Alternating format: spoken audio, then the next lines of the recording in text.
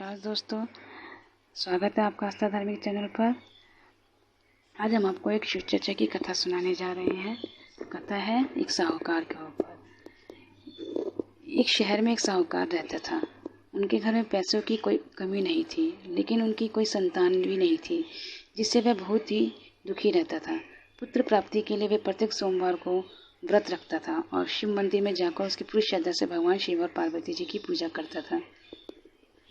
उनकी भक्ति देखकर एक दिन माता पार्वती प्रसन्न हुई और उन्होंने भगवान शिव से उस साहूकार की इच्छा पूरी करने का अनुरोध किया। पार्वती की इच्छा सुनकर भगवान शिव ने कहा कि हे पार्वती, इस दुनिया में हर प्राणी को उसके कर्मों का फल मिलता है और उसके भाग्य में जो कुछ भी है उसे भुगतना ही पड़ता है। लेकिन पार्वती जी ने साहूकार की भक्ति का सम्मान करने के लिए, उसकी इच्छाओं को पूरा करने के लिए इच्छा व्यक्त की। माता पार्वती के अनुरोध पर शिव ने साहूकार को पुत्र प्राप्त करने का वरदान दिया, लेकिन साथ ही यह भी कहा कि उसके बच्चे की उम्र केवल 12 वर्ष की होगी। साहूकार माता पार्वती और भगवान शिव की बातचीत सुन रहा था। वह इससे ना तो खुश था और ना ही वह दुखी था। वह पहले की तरह शिव की पूजा करता रहा। कुछ समय बाद साहूकार के एक पुत्र का जन्म हुआ।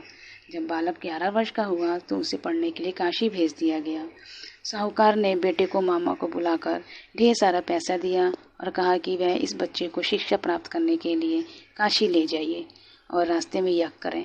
जहाँ कहीं भी यज्ञ किया जाता है वहाँ ब्राह्मणों को भोजन कराकर दक्षिणा दी जाती है।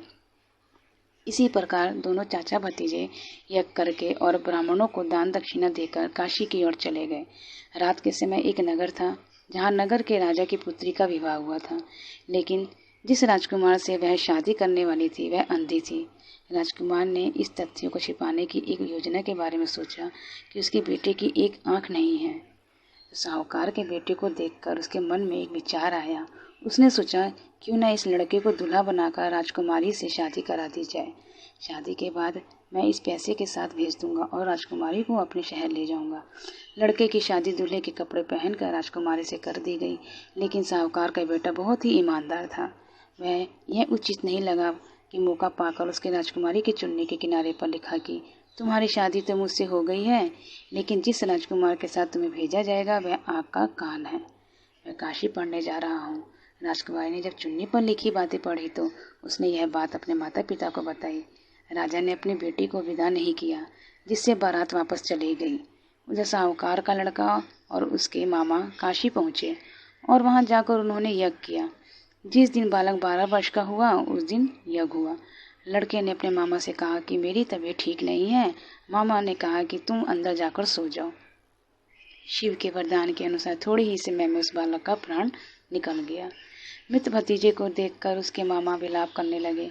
संयोग से शिव और माता पार्वती उसी समय वहां से जा रहे थे।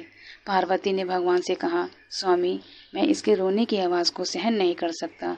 आपको इस व्यक्ति की पीड़ा को दूर करना चाहिए।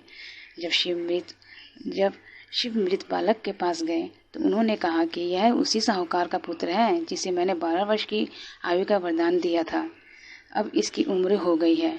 लेकिन माता पार्वती ने कहा, हे महादेव, कृपया इस बच्चे को और उम्र दे, नहीं तो इसके माता पिता भी इसके अलग होने के कारण तड़प तड़प कर मर जाएंगे। माता पार्वती के अनुरोध पर भगवान शिव ने बालक को जीवित रहने का वरदान दिया। शिव की कृपा से बालक जीवित हो गया। लड़का अपनी पढ़ाई पूरी करने के बाद अपने मामा के साथ अपने शहर चला गया। दोनों उसी शहर पहुंचे जहां उसकी शादी हुई। उसी नगर में यज्ञ का भी आयोजन किया। लड़के के ससुर ने उसे पहचान लिया और महल में ले जाकर उसकी देखभाल की और अपनी बेटी को विदा किया। यहाँ साहूकार और उसकी पत्नी भूखे प्यासे अपने बेटे का इंतजार कर रहे थे। उसने कसम खाई थी कि अगर उसे अपने बेटे की मौत की खबर मिली तो वह भी अपनी जान दे देगा। लेकिन अपने बेटे के जीवित रहने की खबर पाकर वह बहुत ही खुश हुआ। उसी रात भगवान शिव ने व्यापारी के सपने में आकर कहा, हे श्रेष्ठी, मैंने सोमवार का व्रत करके और व्रत कथा सुनकर प्रसन्न होकर आपके पुत्र को लंबी आयु दी है। इसी प्रकार जो कोई भी सोमवार का व्रत रखता है या कथा को सुनता है और पढ़ता है, उसके सभी दुख दूर हो जाते हैं और उसकी सभी मनोकामनाएं पूरी हो जाती हैं। तो दोस्तों, आपको अगर ये वीडियो अच्छा लगा तो लाइक शेयर जरूर करना ना भूलें और भी वीडियोस के लिए हमारे चैनल को सब्सक्राइब करके बेल आइकन को जरूर दबाएं और कमेंट में हर हर महादेव जरूर लिखें। धन्यवाद।